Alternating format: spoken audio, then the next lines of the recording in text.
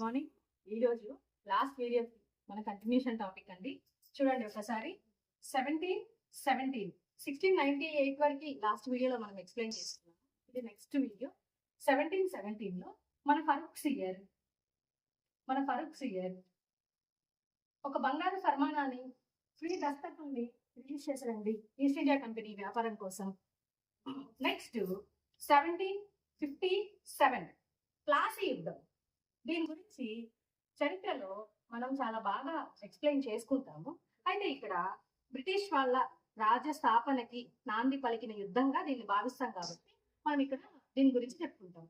ఇక్కడ వచ్చేసరికి అందులో కొంతమంది బుక్స్ రాసే వాళ్ళు రైటర్స్ ఏమని రాస్తారంటే, ఈ యుద్ధం ద్వారా మొట్టమొదటిసారిగా బ్రిటిష్ వాళ్ళకి అర్థమైందంట భారతీయుల్ని ఈజీగా ఓడించవచ్చు అన్నట్లు. బట్ మన వేలో మనం ఆలోచిస్తే సిరాజుద్దౌలా, మీర్ కాసిం ఈ యుద్ధాల్లో చాలా బాగా అండి. బక్సార్ యుద్ధం, ప్లాసీ యుద్ధాన్ని మనం గమనిస్తే ప్లాసీ యుద్ధంలో మన సిరాజుద్దౌలా చాలా విరోచితంగా పోరాడతాడండి, చిన్నగా పోరాడాడు. బట్ మీర్ జాఫర్ లాంటి వాళ్ళు ఉంటే ఏం చేద్దాం, వాళ్ళు అమ్ముడుపోవడం వల్లే అక్కడికక్కడికే ఈ స్టోరీ ఎండ్ అయిపోతుంది. ప్లాసీ యుద్ధంలో మనం ఓడిపోవడం జరిగింది. ఓకే, అందుకే ఈ ప్లాసీ యుద్ధాన్ని ఏమంటారు, బ్రిటిష్ రాజ్య స్థాపనకి నాంది పలికిన యుద్ధంగా మనం చరిత్రలో ఏ యుద్ధాన్ని భావిస్తామంటే ప్లాసీ యుద్ధం. నెక్స్ట్ బక్సార్ యుద్ధం 1764లో జరిగిన బక్సార్ యుద్ధం. ఇక్కడ మనం ప్లాసీ యుద్ధం దగ్గర ఏం చెప్పాము, బ్రిటిష్ రాజ్య స్థాపనకి పునాది లాంటి యుద్ధం అని దీన్ని చెప్తే, దీన్ని బ్రిటిష్ రాజ్య అభివృద్ధికి నాంది పలికిన యుద్ధంగా దీన్ని చెప్పొచ్చు. అంటే ఇక్కడ కూడా అండి ముగ్గురు రాజులు వాళ్ళ సైన్యాన్ని కలుపుకొని బ్రిటిష్ వాళ్ళని ఓడించాలి అన్నట్టు చాలా ప్రయత్నం అనేది చేస్తారు. బట్ దీనిలో కూడా మనం ఓడిపోతాము. సో దీని ద్వారా ఇక్కడ జరిగిన పెద్ద మార్పు ఏంటంటే దివానీ హక్కులు లభిస్తాయండి. బ్రిటిష్ వాళ్ళకి దివానీ హక్కులు లభిస్తాయి. బెంగాల్, బీహార్, ఒరిస్సా 3 ప్రాంతాల్లో దివానీ హక్కులు లభిస్తాయి. ఏంటి దివానీ హక్కులు అంటే? భూమి శిస్తు వసూలు చేసే హక్కులు. అంటే ఎక్కడో వ్యాపార అభివృద్ధి కోసం, వ్యాపారం కోసం మన భారతదేశానికి వచ్చి ఇక్కడికి వచ్చి మన భూముల మీద దివానీ హక్కులు లభించాయంటే చూడండి, వాళ్ళు చాలా హ్యాపీగా ఫీల్ అయిపోతారు. ఓకే, ఇండియాలో ఏదో మేము సాధించేసాం అన్నట్లు గర్వంగా. కానీ మన దగ్గరకు వచ్చేసరికి మనం ఈ యుద్ధంలో కూడా ఓడిపోయి మొత్తానికైతే మాత్రం బ్రిటిష్ రాజ్య అభివృద్ధికి ఈ యుద్ధం కారణమని మనం భావించవచ్చు. నెక్స్ట్ 1765 అలహాబాద్ సంధి ద్వారా ఇవి కుదుర్చుకుంటారు. నెక్స్ట్ 1765లోనే రాబర్ట్ క్లైవ్ బెంగాల్లో ద్వంద్వ పాలనని తీసుకొస్తాడు. ఏం తీసుకొస్తాడండి? ద్వంద్వ పాలనని తీసుకొస్తాడు. బట్ ఈ ద్వంద్వ పాలన అంత క్లారిటీగా ఉండదు, గందరగోళంగా ఉంటుంది. ఇంకా ఆఫ్టర్ 1772లో వారెన్ హేస్టింగ్స్ కలెక్టర్ పదవిని తీసుకొస్తాడు. సో ఈనాటికి కూడా మన భారతదేశ ఉన్న ఉద్యోగాలలో అతి ఇంపార్టెంట్ జాబ్గా ఉంది. కాబట్టి సో మనం భారత రాజ్యాంగ చారిత్రక నేపథ్యానికి బ్యాక్గ్రౌండ్ అసలు one by one step by step చూసాము. నెక్స్ట్ మనం అసలు కాన్సెప్ట్ లోకి వెళ్ళిపోతాం. సో నెక్స్ట్ క్లాస్ లోకి వెళ్ళిపోదాం. అంటే ఇక్కడ ఒక మార్పు ఏంటంటే, అంటే బ్రిటిష్ వాళ్ళ దగ్గర నుంచి ఈస్ట్ ఇండియా కంపెనీ మేము ఇండియాలో వ్యాపారం చేసుకుంటామని చెప్పి ఇక్కడికి వచ్చి, అంటే వాళ్ళు బోర్డ్ ఆఫ్ డైరెక్టర్స్ రూపంలో ఒక పెట్టుబడి వర్గం ఇక్కడికి వచ్చి ఒక 24 మంది ఇక్కడికి వచ్చి వ్యాపారం చేద్దామని వచ్చి బ్రిటిష్ ప్రభుత్వాన్ని వీళ్ళు ఏమంటారు, వాళ్ళని డామినేట్ చేస్తా ఉంటారు, అంటే బ్రిటిష్ ప్రభుత్వాన్ని. సో ఇక్కడ ఉన్న అంటే ఈస్ట్ ఇండియా కంపెనీ ఎవరి పట్ల అయితే వ్యాపారం చేస్తుందో, ఎవరైతే వాళ్ళ వల్ల వడ్డీ వ్యాపారస్తులు కానీ వాళ్ళు వీళ్ళు ఇబ్బంది పడుతున్నారో, ఈస్ట్ ఇండియా కంపెనీ మీద బ్రిటిష్ ప్రభుత్వానికి కంప్లైంట్ చేస్తారు. ఏమని, ఇక్కడ అవినీతి జరుగుతుంది, ఇక్కడ వీళ్ళు అవినీతిగా ప్రవర్తిస్తున్నారు, చాలా ఎక్కువగా పన్నులు వేసేస్తున్నారు, మేము ఇక్కడ ప్రశాంతంగా లేము అన్నట్లు కంప్లైంట్ చేస్తారు. అప్పుడు బ్రిటిష్ ప్రభుత్వం ఈ ఈస్ట్ ఇండియా కంపెనీ పరిశీలన కోసం ఒక రహస్య కమిటీ వేసింది. సో ఆ రహస్య కమిటీకి అధ్యక్షుడు ఎవరంటే జనరల్ బర్గోయిస్ నేతృత్వంలో ఒక రహస్య కమిటీని వేసింది బ్రిటిష్ ప్రభుత్వం. ఈ కమిటీ వచ్చి రివ్యూ చేసి అవును నిజంగానే ఇక్కడ అవినీతి దొరుకుతుంది అని చెప్తారు. ఇక్కడి నుంచి ఒక స్టోరీ స్టార్ట్ అయిపోయిందండి. అంటే ఈస్ట్ ఇండియా బ్రిటిష్ ప్రభుత్వం ఏం చేసిందంటే ఈస్ట్ ఇండియా కంపెనీ వ్యాపార నిమిత్తమై ప్రతి 20 సంవత్సరాలకి ఒక చట్టం చేయడం స్టార్ట్ అవుతుంది. ఇక్కడ ఒకటే ఒక చట్టం మిడిల్లో మామూలుగా వచ్చింది కానీ అడ్డదిడ్డంగా మిగిలిన చట్టాలన్నీ ఒక 6 చట్టాలు వస్తాయి. మిగిలిన చట్టాలన్నీ కూడా సేమ్ అంటే ఒక 20 ఇయర్స్ కి 20 ఇయర్స్ కి వస్తాయి. సో దీనిలో భాగంగా మనం ఫస్ట్ చట్టాన్ని చూస్తాం. 1773 రెగ్యులేటింగ్ చట్టం. రెగ్యులేటింగ్ చట్టం. రెగ్యులేటింగ్ అనగా క్రమబద్ధీకరించడం అండి. క్రమబద్ధీకరించడం అంటే ఎవరిని క్రమబద్ధీకరించాలంట? ఇందాక చెప్పుకున్నాం కదా ఏమని, ఈస్ట్ ఇండియా కంపెనీ ఇట్లా అవినీతిగా ఇక్కడ వ్యవహరిస్తుందని చెప్పి వీళ్ళు రిపోర్ట్ ఇవ్వడంతో ఇక్కడ ఫస్ట్ చట్టం అనేది స్టార్ట్ అయిపోతుంది. అంటే దీని ద్వారా ఏంటి అంటే బాగా జరగాలి, అలా ఉండకూడదు అన్నది మీనింగ్. కాబట్టి 1773 రెగ్యులేటింగ్ చట్టం ద్వారా కొన్ని విషయాలనే ఇక్కడ వాళ్ళు చెప్తారు. అవేం పాయింట్స్ అనేది మనం చూస్తాం. సో ఫస్ట్ పాయింట్ ఏంటంటే ఇందులో ఈ చట్టంలో ఉన్న ఫస్ట్ పాయింట్ ఏంటంటే మొట్టమొదటి లిఖిత రాజ్యాంగ చట్టం అండి. ఈ చట్టాన్ని ఏమంటారు? మొదటి లిఖిత రాజ్యాంగ చట్టం. ఇంతవరకు భారతదేశంలో ఒక రాజ్యాంగం అనేది లేదు. ఒక రాజ్యాంగం అనేది లేదు. ఇలాగే ఈ చట్టాలు చేసుకుంటేనే 1858 వరకు ఈ చట్టాల ద్వారానే పరిపాలించుకుంటూ వస్తారు. 1858 తర్వాత డైరెక్ట్ గా బ్రిటిష్ వాళ్ళ చేతులకు మనం వెళ్ళిపోతాం. అక్కడి నుంచి వాళ్ళు పరిపాలించుకుంటూ వస్తారు. ఆ తర్వాత మనం ఓన్గా మనం వాళ్ళు ఇండిపెండెన్స్ ఇచ్చిన తర్వాత రాజ్యాంగం రాసుకొని మనం ఆమోదించుకుంటాం.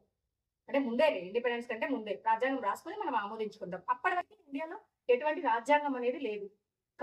మొదటి లిఖిత రాజ్యాంగ చట్టం అంటారు. అంటే మనం రాసుకున్న రాజ్యాంగానికి కూడా పునాది అంటే మనం ఈ చట్టాన్ని భావించవచ్చు. నెక్స్ట్ రెండో పాయింట్, ఈ చట్టాన్ని లార్డ్ నార్త్ చట్టం అని కూడా అంటారు. లార్డ్ నార్త్ చట్టం అని కూడా అంటారు. ఏం లేదు, అప్పుడు బ్రిటన్ ప్రధాని లార్డ్ నార్త్ కాలంలో ఈ చట్టం చేయబడింది కాబట్టి లార్డ్ నార్త్ చట్టం అని కూడా దీన్ని అంటారు. నెక్స్ట్ మూడో పాయింట్, ఈ చట్టం ద్వారా బెంగాల్ కి గవర్నర్ జనరల్ గా వచ్చిన వ్యక్తి. ఈ చట్టం ద్వారా బెంగాల్ కి గవర్నర్ జనరల్ గా వచ్చిన మొట్టమొదటి బెంగాల్ గవర్నర్ జనరల్ అంటే వారన్ హేస్టింగ్స్.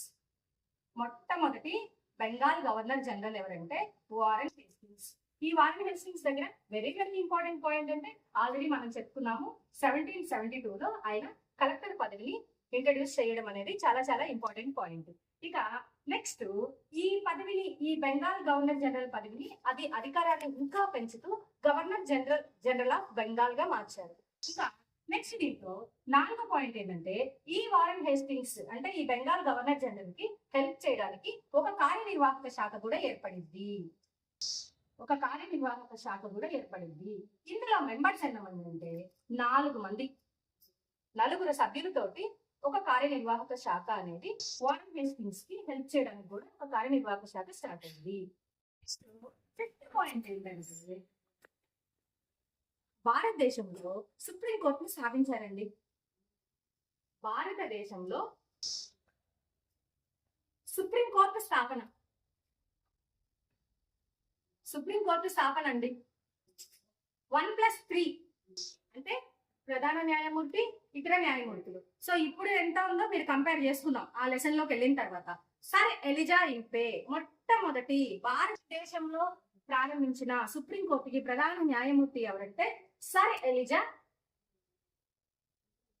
ఇంపే. కాబట్టి ఈ 1773 రెగ్యులేటింగ్ చట్టంలో ఒకసారి మనం చూస్తే ఈ చట్టాన్ని మొదటి లిఖిత రాజ్యాంగ చట్టం అంటారు. నెక్స్ట్ లార్డ్ నార్త్ చట్టం అని కూడా అంటారు. ఈ చట్టం ప్రకారం బెంగాల్ మొట్టమొదటి గవర్నర్ జనరల్ ఎవరంటే వారన్ హేస్టింగ్స్. వారన్ హేస్టింగ్స్ కి సహాయ సహకారాలు అందించడానికి ఒక కార్యనిర్వాహక శాఖ కూడా, కార్యనిర్వాహక మండలి కూడా ఏర్పడింది. అందులో సభ్యుల సంఖ్య ఏంటంటే 4 అండి. నెక్స్ట్ ఈ చట్టం ప్రకారం నెక్స్ట్ భారతదేశంలో సుప్రీంకోర్టుని స్థాపిస్తారండి. ఇక్కడ పాయింట్ ఏంటంటే భారతదేశంలో సుప్రీంకోర్టు వేరు, భారత సుప్రీంకోర్టు వేరు. భారతదేశంలో సుప్రీంకోర్టు అంటే మీకు ఖచ్చితంగా 1773 రెగ్యులేటింగ్ చట్టమే గుర్తు రావాలి. భారత సుప్రీంకోర్టు అంటే నీకు ప్రజెంట్ ఉన్న సుప్రీంకోర్టు గుర్తు రావాలి. అదే ఇది ఒకటే అంటే ఒకటి కానే కాదు. ఇక్కడ నీకు పై కోర్టుకి నువ్వు అప్పీల్ చేసుకోవాలంటే లండన్ లోని ప్రీవీ కౌన్సిల్కి వెళ్ళాలి. ఇప్పుడు మన దగ్గర అయితే మన దగ్గర వచ్చేది ఏంటి, మన సుప్రీంకోర్టే ఫైనల్. బట్ ఆ కోర్టు ఈ కోర్టు ఒకటా అంటే ఒకటి కాదు. కాబట్టి ఈ చట్టం ద్వారా భారతదేశంలో సుప్రీంకోర్టు ఎప్పుడు ఏర్పడింది అంటే 1773 రెగ్యులేటింగ్ చట్టం ద్వారా 1774 లో కలకత్తాలో ఏర్పాటు చేశారు. కలకత్తాలో ఏర్పాటు చేశారు. నెక్స్ట్ పాయింట్, 6th పాయింట్ ఏంటంటే కేంద్రీకృత వ్యవస్థకి నాంది. కేంద్రీకృత వ్యవస్థ, కేంద్రీకృత వ్యవస్థకు నాంది అంటే ఏంటి? కేంద్రీకృత వ్యవస్థకు నాంది అంటే ఏంటి? యాక్చువల్లీ మీకు ఆల్రెడీ మనం 1764 బక్సార్ యుద్ధం అయిపోయిన తర్వాత మూడు ప్లేసెస్ మీద వీళ్ళకి దివానీ హక్కులనే లభించింది. కేంద్రీకృత వ్యవస్థకు నాంది అంటే కేంద్రీకృత వ్యవస్థ కంటే నాంది ఏంటి? ఇప్పుడు ఏదైనా చూడండి, ఈ స్టోరీలో మనం చూడాల్సింది ఏంటంటే ఈస్ట్ ఇండియా కంపెనీ 3 ప్రధాన ఏరియాస్ మనకు కనిపిస్తూ ఉంటాయి. ఒకటి బెంగాల్, బాంబే, మద్రాసు. బెంగాల్, బాంబే, మద్రాసు. ఈ 3 ఏరియాల్లో బెంగాల్ గవర్నర్ జనరల్ కిందనే ఎవరు ఉంటారు? ఈ బాంబే, మద్రాసుకి సంబంధించిన జనరల్స్ కూడా ఉంటారు. అందుకే దీన్ని కేంద్రీకృత వ్యవస్థకి నాంది అంటారు. సో ఇంతటితోటి మనకి 1773 రెగ్యులేటింగ్ చట్టం అయిపోయిందండి. నెక్స్ట్ ఏంటంటే 1784 పిట్స్ ఇండియా చట్టం.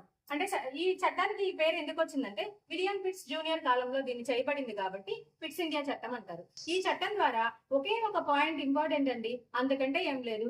ద్వంద్వ పాలనకు నాంది అండి. ద్వంద్వ పాలనకు నాంది అంతే, సింపుల్ బిట్. ఇంకా ఇందులో బిట్ అనేదే ఇంకొకటి ఉండదు. అంటే ద్వంద్వ పాలనకి నాంది ఏంటంటే ఇక్కడ ఆల్రెడీ ఒకరు నెత్తి మీద ఉన్నారు. ఎవరు వాళ్ళు? East India company. East India company మళ్ళా ఇంకొకరు వస్తారు. వాళ్ళు ఎవరంటే board of control. Board of control. ఈ ఈస్ట్ ఇండియా కంపెనీ ద్వారా వచ్చిన వాళ్ళేమో court of directors. Court of directors. ఈ కోర్ట్ ఆఫ్ డైరెక్టర్లు ఈ బోర్డ్ ఆఫ్ కంట్రోల్ ని ఎన్నుకుంటారు. ఈ కోర్ట్ ఆఫ్ డైరెక్టర్లు ఈ బోర్డ్ ఆఫ్ కంట్రోల్ ఎన్నుకుంటారు. ఇక్కడ మహా అంటే 24 మంది ఉంటే ఇక్కడ ఒక 6 మంది ఉంటారు. వీళ్ళని ఎన్నుకుంటారు. అంటే ఏంటిది? మామూలుగా వ్యాపార వాణిజ్య విషయాలేమో ఈ కోర్ట్ ఆఫ్ డైరెక్టర్స్ చూసుకుంటారు. అంటే రాజకీయ విషయాలు వచ్చేసరికి ఈ బోర్డ్ ఆఫ్ కంట్రోల్ వాళ్ళు చూసుకుంటారు. ఇక్కడ అదే పాయింట్. అంటే ఏం లేదు, మన కార్ల్ మార్క్స్ అండ్ ఎంగిల్స్ ఒక మాట అంటారు. ఎవరు తెలుసు కదండి వాళ్ళు. దాస్ క్యాపిటల్, కమ్యూనిస్ట్ మేనిఫెస్టో వంటి ప్రముఖ గ్రంథాలని ఈనాడు ప్రపంచానికి అందించిన మేధావి ఎవరంటే కార్ల్ మార్క్స్. అటువంటి కార్ల్ మార్క్స్ అండ్ ఎంగిల్స్, అతని స్నేహితుడైన ఎంగిల్స్ ఒక మాట అంటాడు. ఏం మాట అంటారంటే ఈ భారతదేశంలో కొల్లగొట్టిన డబ్బుని పంచుకోవడానికి చేసిన చట్టం లాగా ఉంది ఈ చట్టం అని చెప్పి ఒక మాటని చమత్కరిస్తారు. సో 1784 పిట్స్ ఇండియా చట్టం ద్వారా మనం చెప్పుకునే బిట్ అంటే ఒకటే, వన్ అండ్ ఓన్లీ ఒకటే బిట్ అండి. అది ఏంటంటే ద్వంద్వ పాలనకు నాంది. అది ఏ రూపంలో